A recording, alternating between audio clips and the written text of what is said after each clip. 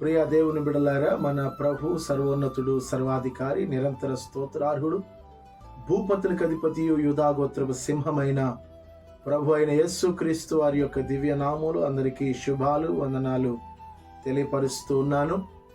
దేవుని బిడ్డలారా, మన ప్రభు అయిన యేసుక్రీస్తు వారు ఆయన పరిశుద్ధుడు, ఆయన గొప్ప దేవుడు, రాజులకు రాజు, ప్రభువులకు ప్రభు, పరిశుద్ధుడు, పాపులలో చేరక ప్రత్యేకంగా ఉన్న దేవుడు మన ప్రభు అయిన యేసుక్రీస్తు ప్రభు వారిని గురించి ఘోషిస్తున్నటువంటి అనేకమైనటువంటి వాక్యాలు మన ఎదుట పరిశుద్ధ గ్రంథంలో ఉంచబడ్డాయి. మన ప్రభు అయిన యేసుక్రీస్తు వారు ఆయన పరిశుద్ధమైనటువంటి స్వభావము, పరిశుద్ధమైనటువంటి రక్తము కలిగి ఉన్నటువంటి దేవుడు. ఆయన పరిశుద్ధుడు, ఆయన నడక పరిశుద్ధమైంది, ఆయన నడవడిక పరిశుద్ధమైంది, ఆయన చూపులు పరిశుద్ధమైనవి, ఆయన తలంపులు కూడా పరిశుద్ధమైనవి, ఆయన యొక్క స్వభావము పరిశుద్ధమైనది. కనుక ఆయన్ని గురించినటువంటి కొన్ని విషయాలు మీ ముందుంచాలనేటటువంటి ప్రత్యేకమైనటువంటి ఆలోచనతో, తలంపుతో ఈరోజున ఈ వీడియో ముఖంగా మీ ఎదుటికి రావడం జరుగుతూ ఉంది. దేవుని బిడ్డలారా, గడిచిన కొద్ది దినాలుగా చాలా మంది డిబేట్లు చేశారు. దేన్ని గురించి డిబేట్లు చేశారు? ప్రభు అయినటువంటి యేసుక్రీస్తు వారు ఆయన శరీరము ఆదాము శరీరములో నుండే వచ్చిందని, ఆయన రక్తము ఆదాములో ఉన్నటువంటి రక్తమే యేసుక్రీస్తు ప్రభుల వారిలో కూడా వచ్చిందని చాలా డిబేట్లు చాలా మంది చేస్తూ వచ్చారు. దేవుని బిడ్డలారా, ఆ డిబేట్లను వింటూ ఉంటే చాలా మంది వక్రీకరించబడ్డారు. చాలా మందికి బైబిలు లేఖనాల మీద అవగాహన లేక తమ ఇష్టానుసారంగా మాట్లాడినటువంటి వక్తలు ఉన్నారు. దేవుని బిడ్డలారా, ఏది ఏమైనా దేవుని వాక్యాన్ని గనక మనం తరోగా చదవగలిగినట్లయితే, పరిశుద్ధాత్మ వాక్యాన్ని ఆకళింపు చేసి వాక్యాన్ని మనకు బోధించగలిగినటువంటి సమర్థుడు. దేవుని యొక్క వాక్యాన్ని మనం కనుక ధ్యానం చేసినట్లయితే ప్రభు అయిన యేసుక్రీస్తు వారిని గురించినటువంటి విషయాలు మనం బైబిల్లో తేటగా చూడగలుగుతాం. అంత మాత్రమే కాదు, యేసుక్రీస్తు ప్రభువారు గనక ఆదాము యొక్క రక్తముతో, ఆదాము యొక్క మాంసముతో, ఆదాము యొక్క శరీరంతో, మరియ తల్లి గారి యొక్క రక్తముతో, మరియ తల్లి గారు కలిగి ఉన్నటువంటి ఆమెలో ఉన్నటువంటి సామర్థ్యాన్ని, ఆమెలో ఉన్నటువంటి శక్తిని, ఆమెలో ఉన్నటువంటి మాంసాన్ని, ఆమెలో ఉన్నటువంటి నీటిని, ఆమెలో ఉన్నటువంటి ఆహారం వలన కలిగేటటువంటి సామర్థ్యపు శక్తిని గ్రహించి యేసుక్రీస్తు ప్రభువు వారు మరియ తల్లి యొక్క గర్భంలో ఆయన పెరిగినట్లయితే అది వేరే విధంగా ఉండేది. ఎందుకు అలా? ప్రభు అయిన యేసుక్రీస్తు వారు శరీరధారిగా ఉన్న దినాల్లో ఆయన 40 దినాలు ఉపవాసం చేసి, ఆయన సాతాను చేత శోధించబడుతూ ఒక ప్రాంతానికి ఆయన ప్రత్యేకించి ఆయన ఒక స్థలములో ఉండి తన యొక్క ఉపవాసాన్ని ఆయన కొనసాగిస్తున్న తరుణంలో అపవాది ఏదైతే ఆ సమయంలో ఉపవాసంలో ఉన్నప్పుడు ఆకలి కలుగుతుందో, ఆ ఆకలిని బట్టి అపవాది ప్రభువుని శోధించడానికి ప్రేరేపించింది. నీవు ఆకలి కొని ఉన్నావు కదా, ఈ రాళ్లను రొట్టెలుగా మార్చుకుని తిని నీ ఆకలి తీర్చుకోవచ్చు కదా, ఉపవాసాన్ని విరమించవచ్చు కదా అని శోధించినప్పుడు ప్రభు అయిన యేసయ్య ఒక్క మాట అన్నారు: మనుషుడు జీవించున్నది రొట్టె వలన మాత్రం కాదు, దేవుని నోట నుండి వచ్చే ప్రతి మాట వలన మనుషుడు జీవిస్తున్నాడు అని. దేవుని బిడ్డలారా, ప్రభు అయిన యేసుక్రీస్తు వారు జీవించాలి అంటే మనుషుడిచ్చే ఆహారం అవసరం లేదు. ఆయన జీవించాలి అంటే మనుషులిచ్చేటటువంటి ద్రవరూప ఆహార పదార్థాలు అవసరం లేదు. ఆయన జీవించదలిస్తే అన్నపానములు లేకుండా ఆయన జీవించగలడు. పరిచర్య ప్రారంభ దినాల్లో ఆయన 40 దినాలు ఉపవాసం ఉండి తన యొక్క పరిచర్యను ఆయన ప్రారంభించారు. ఆ సమయంలోనే 40 దినాల ఉపవాసం చేసిన పిమ్మట ఆయన ఈ మాటను పలికారు: మనుష్యుడు జీవించున్నది రొట్టె వలన మాత్రము కాదు అని.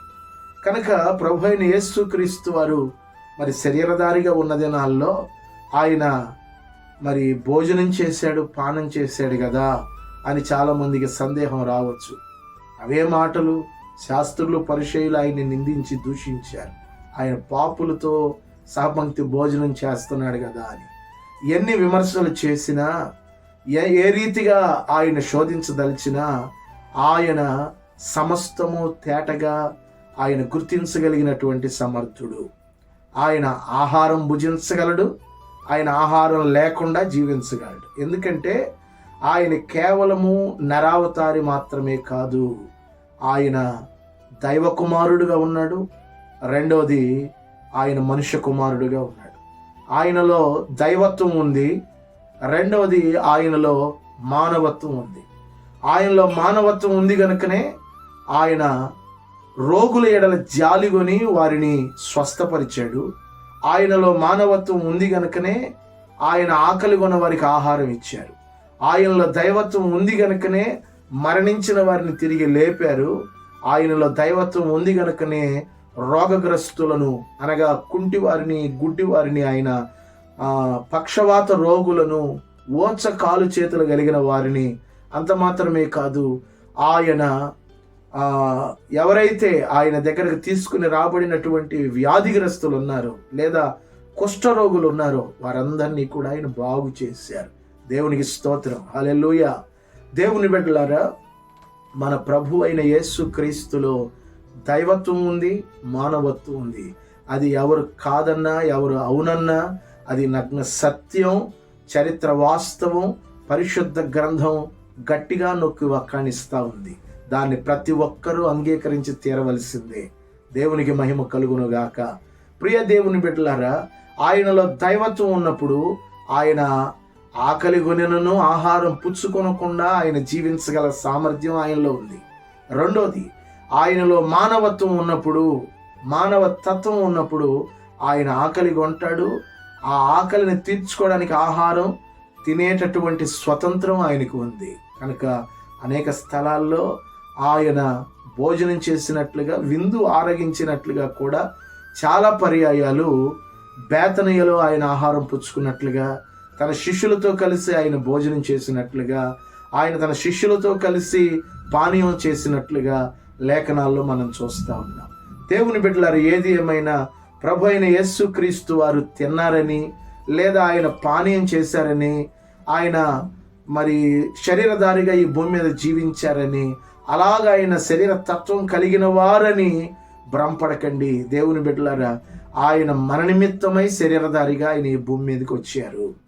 మన కొరకు ప్రాణం పెట్టడానికే, తన క్రయధనంగా తన రక్తాన్ని చిందించడానికే ఆయన ఈ భూమి మీదకు నరావతారిగా ఆయన జన్మించారు. మనుషులందరూ పుట్టి ఏదో చేయాలి అనేటటువంటి ఆలోచనతోనే మనుషులందరూ కొనసాగుతారు.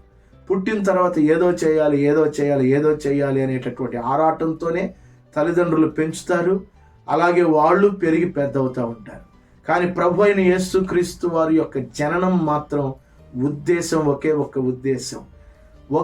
ఉద్దేశం. ఆ ఉద్దేశమే నరావతారిగా ఆయన ఈ లోకానికి దిగి వచ్చి మనుషులందరి కొరకు, నరులందరి కొరకు వారి యొక్క పాపములన్నిటినీ పరిహరించుట కొరకు ఆయన సిలువలో, కల్వరి సిలువలో బలియాగమై ఆయన తన రక్తధారలన్నిటినీ ధారపోయుటకే ఆయన జన్మించాడు. కేవలం ఇది మాత్రమే ఆయన యొక్క జననంలో ఉన్నటువంటి దాచబడిన విశేషం. దేవునికి స్తోత్రం, హల్లెలూయా. దేవుని బిడ్డలారా, దేవుని యొక్క చిత్తాన్ని, దేవుని యొక్క ఉద్దేశాలను మనం పరిశీలన చేస్తే, యేసు క్రీస్తు ప్రభువారు శరీరధారిగా ఈ లోకంలో జన్మించడానికి తల్లి అయినటువంటి మరియ గారి యొక్క గర్భాన్ని ఆయన వినియోగించుకున్నారు. గబ్రియేలు దూత, ఆర్కేంజల్స్లో ప్రధాన దూతల్లో ఒక ప్రత్యేకమైన దూత, వార్తాహరుడైన గాబ్రియేలు దూత. గబ్రియేలు వారి యొక్క పరివారంతో ఆయన యొక్క జననాన్ని గురించి, ఆయన జనన విశేషాలను గురించి తల్లి అయిన మరియకు, ఆ తర్వాత మంద కాపురులకు, గొర్రెల కాపురులకు తెలియచెప్పడానికి, అలాగే యోసేపుతో, ఆమెను విడనాడ చూసినటువంటి యోసేపుతో మాట్లాడుటకు ప్రధాన దూత ఆర్కేంజల్ గాబ్రియేలు దూత తన పరివారంతో ఈ భూమి మీద సంచరించినట్లుగా పరిశుద్ధ గ్రంథం లేఖనాల్లో ఆధారాలు మనం చూస్తూ ఉన్నాం. అయితే దేవుని వాక్యం ఇలాగ సెలవిస్తూ ఉంది. మొట్టమొదటిగా గాబ్రియేలు దూత తల్లి అయిన మరియ గారికి ప్రత్యక్షమై మాట్లాడినటువంటి ఒక మాట ఏంటంటే, దయాప్రాప్తురాల నీకు శుభం, ఇదిగో నీకు ఒక శుభవార్త అని చెప్పినప్పుడు ఆమె ఆశ్చర్యానికి గురైంది, భయానికి గురైంది. భయపడొద్దు, విస్మయపడొద్దు, కలవరపడొద్దు, కంగారు పడొద్దు, తొందరపడొద్దు, ఇది నీకు శుభవచనమే అని చెప్పినప్పుడు ఆమె తన కలవరాన్ని విడిచిపెట్టి ఆశ్చర్యకరంగా ఆ వార్త ఏంటో, ఆ శుభవచనం ఏమిటో తెలుసుకోవాలన్నటువంటి ఆరాటం ఆమె హృదయంలో బయలుదేరినప్పుడు ఆ దూత విషయాన్ని, సంగతిని మరియ తల్లి గారికి తెలియచెప్పగా ఆమె సంబరపడింది. ఆనాటి దినాల్లో చాలామంది కన్యకలు తమ గర్భాన రక్షకుడు ఉదయించాలని, జన్మించాలని, జనయించాలని ఆశతో ఎదురు చూస్తూ వచ్చారు. అయితే అదే గొప్ప భాగ్యం ఆ తల్లి అయినటువంటి మరియకు దక్కడంతో ఆమె కన్యకగా ఉన్న కారణం చేత, పవిత్రురాలుగా ఉన్న కారణం చేత, పరిశుద్ధంగా ఉన్న కారణం చేత అద్భుతమైన రీతిలో ఆమె ఆ శుభవచనం వినగానే ఆనందపడింది. కేవలము నిశ్చయ తాంబూలాలు అనగా ఎంగేజ్మెంట్ మాత్రమే అయ్యింది. వివాహం ఇంకా కాల. వివాహం కాని ఒక కన్యకకు ఈ రీతిగా గర్భధారణ జరిగింది అనగానే లోకం ఏమేం మాట్లాడుతుందో అందరికీ తెలుసు. లోకమంతా కోడై కోస్తా ఉంది. ఫలానా మరియా టీనేజ్లో ఉన్నటువంటి ఆ మరియా ఇలా గర్భవతి అట అని నిందిస్తూ, దూషిస్తూ, అవమానపరుస్తూ ఉండగా ఆనాటి దినాల్లో రాళ్లతో కొట్టి చంపేటటువంటి చట్టం యాజ్ పర్ ధర్మశాస్త్ర ప్రకారంగా ఉన్నా కూడా మరి అలాంటి భయంకరమైనటువంటి పరిస్థితుల్లో కూడా ఆమె ఫేస్ చేసి, ఆమె వాటన్నిటిని ఎదుర్కొని, నిందలను భరించి, అవమానాలు భరించి, దోషణలు భరించి, వాటన్నిటిని సహించి ప్రభు అయిన యేసు క్రీస్తు వారు అనబడినటువంటి లోక రక్షకునికి, సర్వ మానవాళి పాప పరిహారార్థమై తన గర్భవాసాన మరి జనించబోతున్నటువంటి ప్రభు అయిన యేసు క్రీస్తు వారిని మోయుటకు ఆమె తన యొక్క గర్భవాసాన మోయుటకు ఇష్టపడింది, సమ్మతించింది, ఆమె అంగీకరించింది, సంతోషంగా స్వీకరించింది. దేవునికి మహిమ కలుగునుగాక. హల్లెలూయా. దేవుని బిడ్డలారా, ఆ రీతిగా ఆయన జన్మించినంత మాత్రాన, ఒక కన్యక కడుపున, ఒక కన్యక గర్భాన ఆయన జన్మించినంత మాత్రాన ఆమె రక్తమే ఆయనలో ఉన్నది అనడానికి, ఆమె శరీరమే, ఆమె మాంసమే ఆయనలో ఉన్నది అనడానికి, జెనెటికల్గా ఆమెలో ఉన్నటువంటి రక్తమే, ఆమెలో ఉన్నటువంటి ఆ యొక్క ఏదైతే సారము ఉన్నదో, ఆమెలో ఉన్నటువంటి ప్రతి విధమైనటువంటి రక్త మాంసములు ఆయనలో ఉన్నాయి అనుకోవడం అవివేకం, ముమ్మాటికి అవివేకం. ఎన్ని వాదనలున్నా, ఎన్ని డిబేట్లున్నా ఇది ఖచ్చితంగా ఇది సత్యం. ఎందుకంటే సైన్స్ని ఆధారంగా చేసుకొని చాలామంది మాట్లాడుతున్నారు. సైన్స్ని ఆధారం చేసుకుని మాట్లాడేటటువంటి సందర్భం ఇది కాదు. సైన్స్ని ఆధారంగా చేసుకుని మాట్లాడాలంటే బైబిల్ని పక్కన పెట్టుకొని మాట్లాడాలి.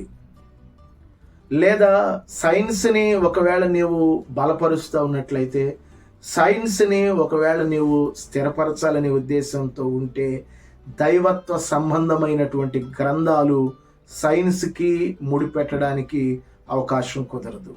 ఇది సైన్స్కి అతీతంగా జరిగినటువంటి కార్యం ప్రభు అయిన యేసుక్రీస్తు వారి యొక్క జనన విధానం. ఎక్కడ ఏ సైన్స్కి అందనటువంటి రీతిలో ఒక కన్యక గర్భవతి కావడం అనేది వండర్, విచిత్రం. అనేకమైనటువంటి అద్భుతాల్లో అదొక అద్భుతం, విచిత్రాల్లో అదొక విచిత్రం. లోకంలో వింతలు ఉన్నాయి, ఎన్నో వింతలు. ఆ వింతల్లో వాటన్నిటిని మించిన వింత ప్రభు అయిన యేసుక్రీస్తు వారు ఒక కన్యక గర్భాన ఈ లోకంలోకి జన్మించడం. ఎక్కడ సైన్స్ దాన్ని అనుమతించదు, ఎక్కడ సైన్స్ దాన్ని అంగీకరించదు, సైన్స్ దాన్ని సమ్మతించలేదు. కనుక సైన్స్కి బైబిల్కి ముడిపెట్టకండి. ఏదైనా వచ్చింది అంటే అది పరిశుద్ధ గ్రంథంలో నుంచి వచ్చిందే తప్ప అది కొత్తగా కనుగొనబడింది ఏదీ లేదు. గతంలో ఉన్న ఫ్యాషన్ ఇప్పుడు ట్రెండ్ అవుతుంది. అది ఓల్డ్ ఫ్యాషన్ ఇప్పుడు ట్రెండ్ అవుతూ ఉంది. గతంలో ఉన్న వస్త్రాలు ఇవాళ ట్రెండ్ అవుతున్నాయి. గతంలో చేసినటువంటి వస్తువులు, గతంలో వాడినటువంటి వాహనాలు నవేడేస్ ట్రెండ్ అవుతున్నాయి. కనుక ఈ కనుగొనబడుతున్నవి ఏవి కూడా అవి కొత్తగా కనుగొనబడుతున్నవి కావు. అవి గతంలో ఉన్నవేనని గుర్తెరగాలి. దేవునికి స్తోత్రం. హల్లెలూయా. దేవుని బిడ్డలారా గమనించండి, ప్రభు అయిన యేసుక్రీస్తు వారు తల్లి అయినటువంటి మరియ గర్భవాసములో నుంచి ఉద్భవించినంత మాత్రాన, జన్మించినంత మాత్రాన ఆయన శరీరము కన్య మరియ సంబంధమైనటువంటి శరీరం కాదు. ఆయన శరీరము, ఆయన రక్తము ఆమెలో నుండి వచ్చింది కాదు, లేదా ఆదాములో నుండి ఉద్భవించింది కాదు. దేవుని బిడ్డలారా, ఎందుకు కాదు? ఆయన రక్తము ప్రత్యేకమైన రక్తం. రాన్ యాట్ అనేటటువంటి ఆస్ట్రేలియన్ శాస్త్రవేత్త కొన్ని పరిశోధనలు ఇజ్రాయేల్ దేశంలో, ఇజ్రాయేల్ గవర్నమెంట్ని అప్రోచ్ అయ్యి కొన్ని పరిశీలన చేశారు. వాటిలో ప్రాముఖ్యమైనది ప్రభు అయిన యేసుక్రీస్తు వారి యొక్క రక్తం. ల్యాబ్లో దాన్ని పరిశీలించగా ఆ రక్తం యొక్క శాంపిల్స్ ఎక్కడైతే ప్రభు అయిన యేసుక్రీస్తు వారిని సిలువ వేశారో, గోల్గతా అనబడినటువంటి ప్రాంతము, కపాలము అనబడినటువంటి స్థలములో సరిగ్గా ప్రభు అయిన యేసుక్రీస్తు వారి యొక్క సిలువను నిలువ పాతినటువంటి ఆ యొక్క స్థలములోనే ఆయన చేతుల గుండా, ఆయన తల గుండా, ఆయన శరీరం గుండా, ఆయన పాదముల గుండా స్రవించినటువంటి, కారినటువంటి రక్తము అది సిలువ గుండా క్రిందకి దిగి ఆ గాడిలోనికి చేరి అది మెల్లగా ఆ వెంట్రుక వాసంలో ఉన్నటువంటి ఆ కొండ చిట్లికలో నుంచి క్రిందకు వెళ్ళి అది సరిగ్గా అక్కడ ఉన్నటువంటి ఒక ప్రాంతంలో పడగా ఆ ప్రత్యేకమైనటువంటి ఆ బ్లడ్ శాంపిల్స్ని తీసుకొని 48 అవర్స్ 48 గంటల పాటుగా ఆ పరీక్షల్లో దాన్ని స్టెరిలైజ్ చేసి వాటన్నింటినీ కూడా మరలా తిరిగి బ్లడ్ టెస్ట్ చేయగా, లేదా మరలా తిరిగి ఆ DNA అదంతా రిపోర్ట్స్ అన్నీ కూడా తీయగా నివ్వెరపోయేటటువంటి వాస్తవాలు, నిజాలు బయటపడ్డాయని స్వయాన్న రాన్ యాట్ అనేటటువంటి శాస్త్రవేత్త కొన్ని సంవత్సరాల కిందటే రిపోర్ట్ ఇచ్చారు. దేవునికి మహిమ కలుగును గాక. ఈ రక్తము ఏనాడో కొన్ని వేల సంవత్సరాల క్రిందట పడినటువంటి రక్తం అయినా అది ఇంకా సజీవంగా ఉంది, అది ఇంకా సజీవంగానే ఉంది అనే చెప్పి వారు ఒక రిపోర్ట్ ఇవ్వడం జరిగింది. ఆ రక్తము అంత శ్రేష్టమైన రక్తం. అది ఎవరి రక్తమా అని పరిశీలించగా అది ప్రభు అయిన యేసుక్రీస్తు వారి యొక్క రక్తమే అని డిసైడ్ అయ్యారు. వాళ్ళు దాన్ని అనౌన్స్ చేయడం జరిగింది అప్పట్లో. దేవుని బిడ్డలారా, అవి విన్నప్పుడు, ఆ సాక్ష్యం విన్నప్పుడు అనేకల హృదయాలు పెనుమార్పు గురైనాయి. ఆ మాటలు విన్నప్పుడు, అతడు ఇచ్చినటువంటి స్టేట్మెంట్ విన్నప్పుడు, అతడు చెప్పినటువంటి మాటలు విన్నప్పుడు అనేకల హృదయాలు బద్దలయ్యాయి. అనేకులు కన్నీళ్లు కార్చారు. ఆశ్చర్యకరంగా ప్రభు తట్టు తిప్పబడ్డారు. ఆధారాలతో కూడినటువంటి ఆ సత్యాన్ని అనేకులు జీర్ణించుకున్నారు. మొట్టమొదటిసారిగా నేను మందసముపై యేసు రక్తాన్ని ఇజ్రాయేలునందు పరిశోధనాశాలకు తీసుకువెళ్ళి తిని, నేను ఇజ్రాయేలు అధికారులను ఎక్కడ సరియైన పరిశోధన ఈ దేశములో జరుపునని అడగగా, వారు చెప్పిన ప్రకారం నేను తీసుకువెళ్ళి అక్కడ ఈ రక్తాన్నిచ్చి దీని గురించి ఏమి పరిశోధించగలరని అడిగితిని. వారు దానిని 72 గంటలు సెలైన్లో పెట్టి శరీర ఉష్ణోగ్రతలో తిప్పిరి. దానికి నేను ఒప్పుకుంటిని. దానిని పరిశోధించేటప్పుడు నేను కూడా అక్కడ ఉండెదనని చెప్పితిని. దానికి కూడా వారు ఒప్పుకొనిరి. తర్వాత వారు చెప్పిన ప్రకారం నేను మరలా తిరిగి ల్యాబ్కు వచ్చాను. వారు పరీక్షించి ఇది మానవ రక్తమని మేము చెప్పగలము అన్నారు. నేను వారితో తెల్ల కణములు తీసి వాటిని 48 గంటలు శరీర ఉష్ణోగ్రతతో పెట్టి వాటి పెరుగుదల బట్టి చెప్పమన్నాను. ఇది చచ్చిన రక్తం కనుక అలా చేయటం కుదరదని తేల్చి చెప్పారు. అయితే అయ్యుండొచ్చు, కానీ ఒక్కసారి చేయమని బ్రతిమాలితిని. దానికి వారు ఒప్పుకోవటంతో నేను మళ్ళీ ఎప్పుడు రావాలో తెలుసుకుని అక్కడి నుండి బయటికి వెళ్ళితిని. వారు చెప్పిన టైంలో నేను తిరిగి వచ్చాను. ఆ రక్తాన్ని మైక్రోస్కోపులో చూసిన వ్యక్తి ఆశ్చర్యపోయి వేరొకరిని పిలిచి ఇద్దరూ కలిసి ల్యాబ్ అధికారికి చూపించి వారిలో వారు మాట్లాడుకుని, రాన్ యాట్ గారు, ఇందులో 24 క్రోమోజోమ్స్ ఉన్నాయన్నారు. ప్రతి వారిలో 46 ఉంటాయి. ఇందు 23 తల్లివి, 23 తండ్రివి. అందులో 22 ఆటోజోమ్స్ తల్లివి, 22 ఆటోజోమ్స్ తండ్రివి లేనప్పుడు తల్లి నుంచి ఎక్స్ ఏర్పడుతుంది. తండ్రి నుండి ఎక్స్ లేక వైని పొందుకొని ఆడగానో మగగానో రూపుదిద్దుకుంటారు. యేసుక్రీస్తు పరిశుద్ధ రక్తములో మాత్రం 23 క్రోమోజోమ్స్ తన తల్లి అయిన మరియవి, వాటితో పాటు ఒకే ఒక వై క్రోమోజోమ్ కూడా ఉంది. ఒకవేళ తల్లి నుండి ఆటోజోమ్స్ లేకపోతే బిడ్డ రూపొందదు. అన్ని అవయవ భాగములు తల్లి ఆటోజోమ్స్ మీద ఆధారపడి ఉంటాయి. వై అన్న క్రోమోజోమ్స్ మగని నిర్ధారిస్తుంది. ఇక్కడ 22 పురుష క్రోమోజోమ్స్ లేనందున పరిశుద్ధాత్మ శక్తి వలన వై క్రోమోజోమ్ ద్వారా ఈ రక్తం రూపింపబడినని ల్యాబ్ పరిశోధనలో తేలింది. అప్పుడు ల్యాబ్ వారు, ఇంతకీ ఈ రక్తం ఎవరిది? ఇప్పటికీ ఈ రక్తం ఇంకా సజీవంగానే బ్రతికి ఉన్నది అని ఆశ్చర్యంగా అడిగారు. ప్రతి పాపి కోసం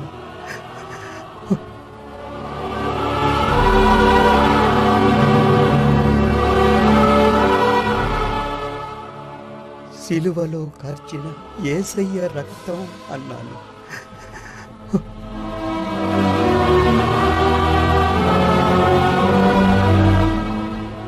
ప్రియులారా, ఆ రక్తాన్ని పరీక్షించిన వారు అక్కడికక్కడే రక్షణ పొందారు. ఈ మాటలను మీరు మీ హృదయాల్లో భద్రపరచుకోండి. ప్రభు అయిన యేసుక్రీస్తు వారు పరము నుండి దిగి వచ్చిన వాడే గాని ఈ లోక సంబంధి ఆయన కానే కాదు. ఈ భూమి మీద ఆయన మంటితో తయారు చేయబడినటువంటి మానవుడు ఆదాము శరీరము మహిమతో దిగివచ్చి పరిశుద్ధాత్మతో గర్భం దాల్చబడినటువంటి ప్రభు అయిన యేసుక్రీస్తు శరీరం రెండు ఒకటే ఎలా అవుతాయి? మంటితో చేయబడిన శరీరం వేరు, ఆత్మతో సిద్ధపరచబడిన శరీరం వేరు.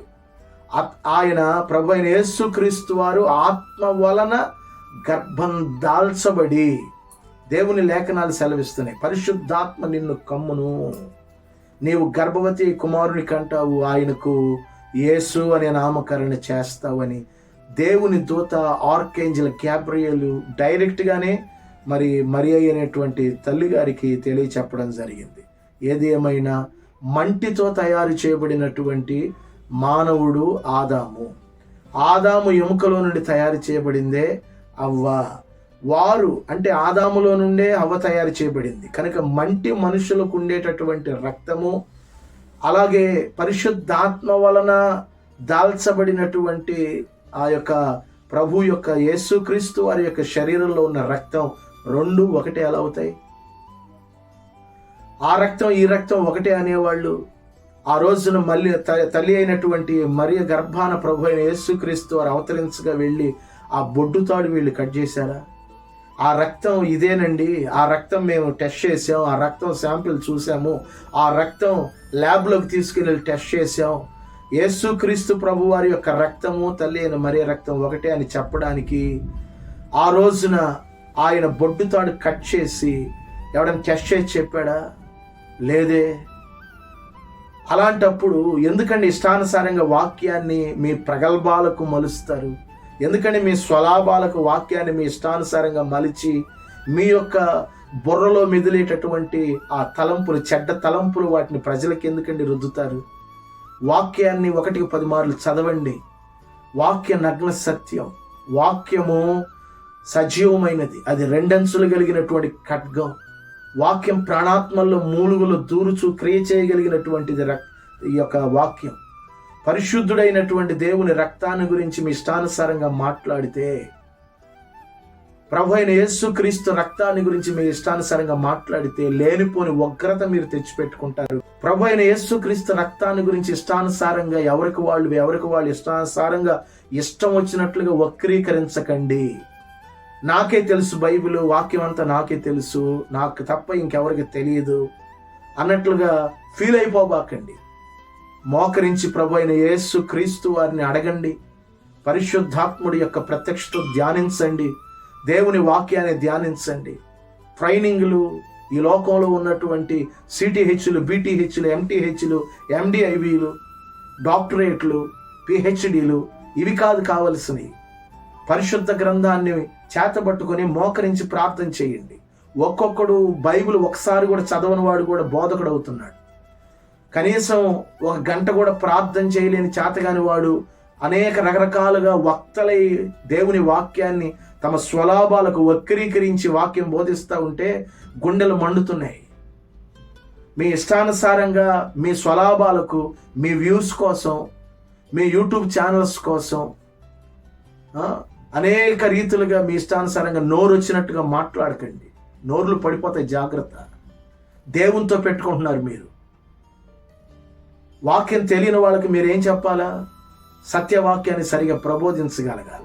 మీ ఇష్టానుసారంగా వక్రీకరించి మాట్లాడుతూ ఉంటే దేవుని ఉగ్రత, పిడుగుపాటును, దిక్కును మీ మీదకి దిగిరాకముందే మీ ప్రవర్తన మార్చుకుంటారని దేవుని సేవకుని హెచ్చరిస్తున్నారు. చెత్త డిబెట్లు పెడుతున్నారు, చెత్త డిబెట్లు. ఎవరికి లాభం? అది నీకు లాభం, ఇంకోటి లాభం. డిబెట్లు పెట్టుకుని కూర్చున్న వాళ్ళకి ఇద్దరికి లాభం. ప్రజల్ని వెర్రోళ్ళని చేస్తున్నారు మీరు. ప్రజల్ని వెర్రోళ్ళని చేస్తున్నారా?